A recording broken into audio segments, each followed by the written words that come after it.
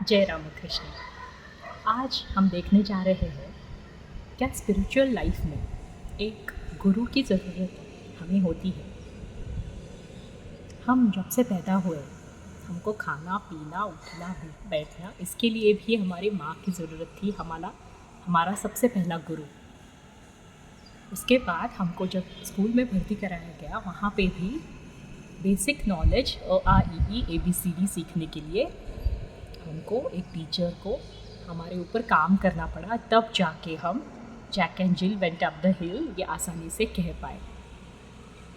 तो फिर अभी जब डिवाइन नॉलेज हमको हासिल करनी है, अति उत्तम पवित्र ज्ञान हमको जब चाहिए, तो डेफिनेटली हमको गुरु की ज़रूरत तो होगी।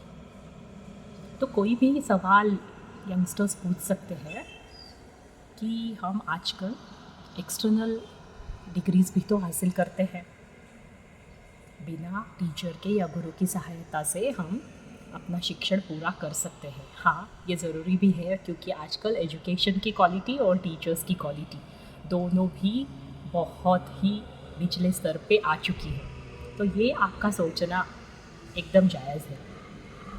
मगर स्पिरिचुअल लाइफ में क्या हम व्हाट्सएप यूनिवर्सिटी या यूट्यूब पे वीडियोस देख के या इतने सारे volumes of knowledge in spiritual path हमारे पास अवेलेबल है, जैसे बुक्स हैं, पॉडकास्ट्स है, वीडियोस है, हर जगह नॉलेज की भरमार है। We have literally abundant amount of knowledge freely flowing everywhere in media. फिर हमें गुरु की क्या ज़रूरत है? तो जब एक चोरी करने के लिए भी एक चोर को एक गुरु के पास जाना पड़ता है और बेसिक्स ऑफ चोरी उसको सीखनी पड़ती है, तो स्पिरिचुअल लाइफ तो खैर एक बहुत रेजर्स एज पे चलने वाली बात है, एक बहुत सटल नॉलेज और एक सटल पाथ है।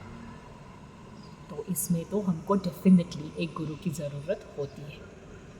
तो जब हम दीक्षा लेते हैं या भी किसी भी गुरु के सामने जाके नतमस्तक होते हैं, तब वो हमारे अंदर शक्ति प्रदान करते हैं, वो हमें सटली ही सही गाइडेंस देते हैं। तो आज के ज़माने में सबको जाके एक गुरु के चरण में रहना या फिर उनके सानिध्य में रहना या वन में जाके उनकी सेवा करना बेशक पॉसिबल नहीं है, मगर सबसे पहले एक गुरु का होना ज़रूरी है। फिर हम निगुड़े नहीं रहते। जैसे माँ बाप के बिना हम ऑर्फन्स हो जाते हैं, लावारिस हो जाते हैं, उसी तरह एक गुरु के बिना हम निगुड़े कहलाते हैं। मतलब हमारा स्पिरिचुअल जर्नी में हमारा कोई अस्तित्व नहीं रहता। इसीलिए सबसे पहले तो हमको एक गुरु की बहुत ज़्यादा आवश्यकता है। एक बार गुरु मिल जाए तो हमारी जर्नी आसान हो जाती है। जैसे अगर आपको जंगल में चलना है और आपके साथ एक गाइड हो तो आप जंगल आसानी से पार कर सकते हो। उसी प्रकार जब आप स्पिरिचुअल पाथ पे चल पड़ते हो तो आपके पास अगर एक गुरु है तो वह आपको यहाँ वहाँ भटकने नहीं देगा और जंगल से या इस भवसागर से आसानी से आपका हाथ पकड़ के आपको ले जाएगा, क्योंकि उसने आपकी जिम्मेदारी ले ली है। गुरु ने आपकी जिम्मेदारी ले ली है। आपसे जो भी कोई गलती हो या फिर आपसे जो भी साधना गुरु ने आपको दी है वो आपसे अगर नहीं हो तो उसके लिए सर्वस्वी हमारे सद्गुरु रिस्पॉन्सिबल होते हैं। वो जैसे माँ बाप बच्चों की गलतियों के लिए रिस्पॉन्सिबल होते हैं, वैसे ही गुरु अपने शिष्यों की प्रगति के लिए रिस्पॉन्सिबल होते हैं। इसीलिए अगर हमारे सर पे हमको भगवान का आशीर्वाद चाहिए तो हमको एक गुरु की आवश्यकता है। ये गुरु वो होता है जिसको सबसे पहले तो हम अपना भगवान ही मानते हैं। It is like a small modem by which you get connected to the internet।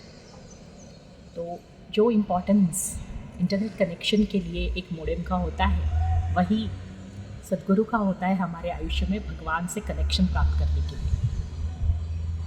तो हम ऐसे भी व्हाट्सएप यूनिवर्सिटी या यूट्यूब से बहुत कुछ सीख समझ सकते हैं, मगर एक रियल गुरु हमारे पास होता है तो उसके प्रेजेंस से हमको मोटिवेशन तो खैर मिलती ही है, मगर मगर गाइडेंस भी वक्त वक्त पे मिलता रहता है। May be he is in his form that is वो अलाइव है, या वो अगर उनका फिज़िकल शरीर छोड़ चुके हैं तब भी उनका गाइडेंस आपको मिलता रहेगा। जैसे भगवान भी तो हमको रोज़मर्रा की ज़िंदगी में दिखाई नहीं देते, आम लोगों को तो बिल्कुल दिखाई नहीं देते। जिनकी साधना पूरी हो गई है वो शायद रोज़ के रोज़ भगवान के दर्शन करते हो, जो सिद्ध पुरुष है वो। मगर हमारे लिए तो अभी भगवान कल्पना ही है।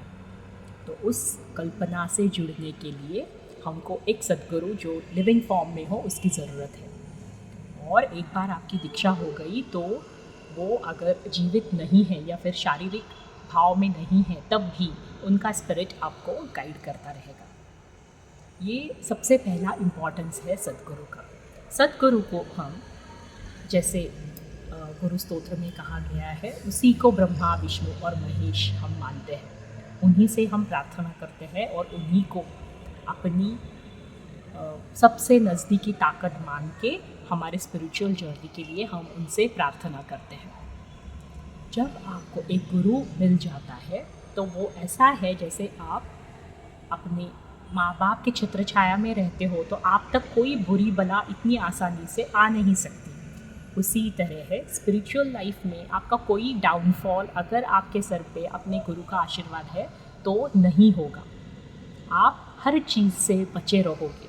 आप इस दुनिया में एकदम से निश्चिंत होकर अपनी साधना कर पाओगे, क्योंकि प्रारब्ध के हिसाब से, हमारे पाप पुण्यों के हिसाब से हमारे पास बुरा या अच्छा आता ही रहेगा। और क्योंकि ये दुनिया मृत्यु लोक है या फिर यहाँ पे द्वंद्व चलता है, ड्युअलिटी है, तो एक के बाद एक स्पिरिचुअल लाइफ के स्पिरिचुअल इंसान के लाइफ में भी अप्स एंड डाउन्स तो आते रहेंगे।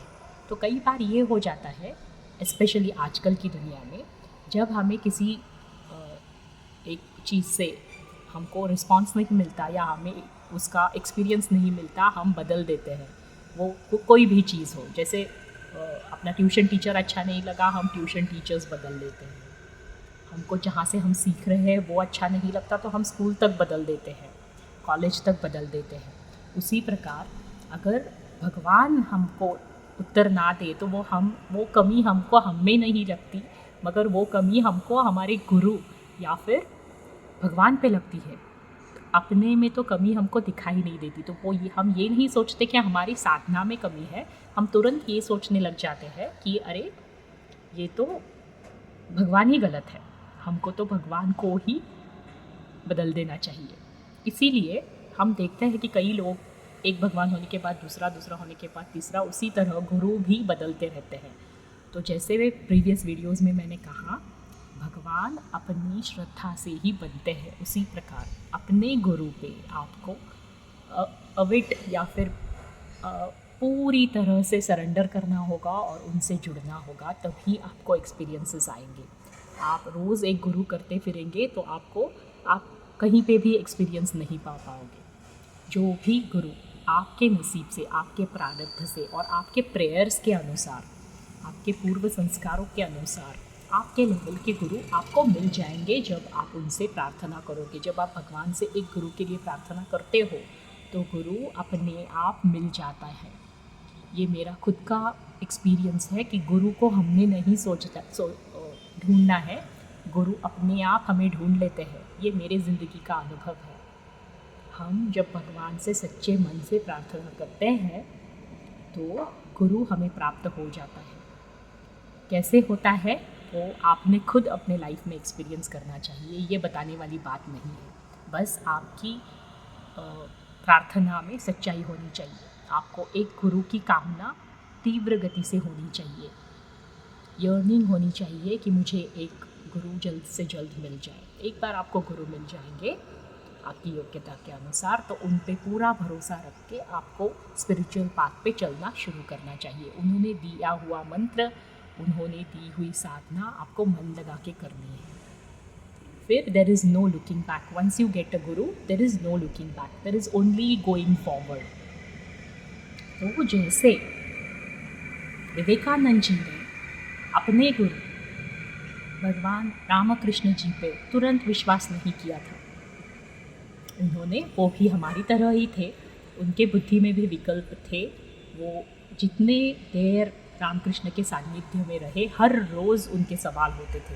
वो अपनी बुद्धि पे उनको परखना चाह रहे थे दिन रात कि क्या ये सच में भगवान है, क्या ये अवतार पुरुष है, क्या ये सच में गुरु है, क्या सच में ये जो कहते हैं वो सच है। ये पूरी बातें उन्होंने ऑल द टाइम चेकआउट करते रहे। वो उसी तरह even we should keep on checking out whether our guru whatever he is saying, whatever he is doing is correct, non correct, whether it is true और false. क्योंकि जैसे मैंने पहले भी कहा है, स्पिरिचुअल पाथ में भी आजकल बहुत चीटिंग और फ्रॉड्स हो रहे हैं। तो हमको आँख मूंद के तो बिल्कुल उन पर विश्वास नहीं रखना है। हमको अपनी बुद्धि की कसौटी पे बार बार जांच करते रहना है कि ये जो सिखा रहे हैं, ये जो बता रहे हैं, ये जो समझा रहे हैं, क्या सच में ये सही है। ये जो कहे जा रहे हैं, कहीं मैं अंधविश्वास रख के तो करता नहीं जा रहा हूँ। जो मेरे लिए बेनिफिशियल है, क्या वही कहा जा रहा है। स्ट्रिक्टनेस से मत डरो। अगर तुम्हें कोई तुम्हारे अवगुण बता रहा है या तुम्हारे अंदर के अवगुण निकाल रहा है तो मत डरो। मगर कहीं तुम्हारे साथ फ्रॉड तो नहीं हो रहा, गलत बातें तो नहीं कही जा रही, गलत चीज़ें तो तुमको बेची नहीं जा रही, इसका तुम्हें ख़ास तौर पे ध्यान रखना है। स्पेशली मैं ये कहूँगी वुमेन या फीमेल फोक्स को, मेरी बहनों को जो होली होती है स्वभाव से, तो उनको आँख मूंद के किसी भी बाबा ब्रह्मचारी पे पूरी तरह से विश्वास नहीं करना है। तुमको पहले ढूंढते वक्त ही एक उच्च कोटि का गुरु के लिए प्रार्थना करनी है और देखना है जो गुरु तुम्हें मिल रहा है वो सच में उस लेवल का है या नहीं। और दूसरी बात, एक बार मिल जाए तो पूरा अंधविश्वास कभी भी नहीं रखना है। तुमको अपना अलर्टनेस, अपनी जागरूकता हमेशा रखनी है ताकि तुम्हारे साथ कुछ गलत ना हो जाए। क्योंकि तुम्हारी बुद्धि ही तुम्हारा सबसे पहला गुरु है, तुम्हारी अंतरात्मा ही तुम्हारा सबसे पहला गुरु है, जो तुमको वक्त वक्त पे इंट्यूशंस के ज़रिए बताता रहेगा कि क्या गलत है, क्या सही है। तो अपनी अंतरात्मा को तो तुम कभी मत धुतकारो। अंदर से जो आवाज़ आती है, इंट्यूशंस आते हैं, स्पेशली जो प्योर माइंड्स होते हैं, जो स्पिरिचुअली ओरिएंटेड होते हैं, उनका इंट्यूशन बहुत गहरा होता है। वो बहुत सेंसिटिव होते हैं इन मैसेजेस और इंट्यूशंस को। तो अपने इंट्यूशन को तो कभी नहीं दबाना चाहिए। बेशक आपका गुरु आपके सामने हो, तब भी आपको अगर आपको कुछ गलत लग रहा है तो आपको वो मान लेना चाहिए और उसके ऊपर जांच करनी चाहिए। खैर, आजकल के ज़माने में गुरु के साथ जाके रह जाना, क्योंकि हमको रोज़मर्रा की ज़िंदगी भी जीनी है, ये शायद पॉसिबल ना हो।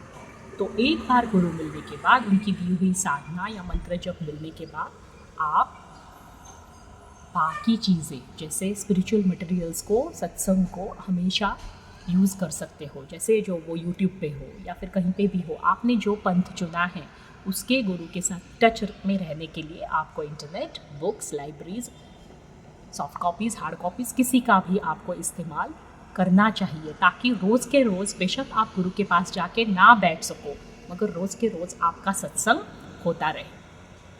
अगर आप इस तरह से गुरु से जुड़े रहोगे और उनकी कही बातें अपने बुद्धि पे जांचने के बाद अपनाते रहोगे, तो आपको स्पिरिचुअल लाइफ में प्रोग्रेस करने से कोई नहीं रोक सकता। तो जल्द से जल्द मैं ईश्वर से प्रार्थना करती हूँ आप सबको एक अच्छे गुरु की प्राप्ति हो और आपके सर पे गुरु का आशीष हो और आप निगुड़े ना रहो। तो अगर आपको मेरे वीडियोस अच्छे लग रहे हैं तो प्लीज़ लाइक, वीडियोस देख के कमेंट तो करो ही, प्लीज़ लाइक भी करो और सब्सक्राइब भी करो। Thank you so much for watching. जय राम।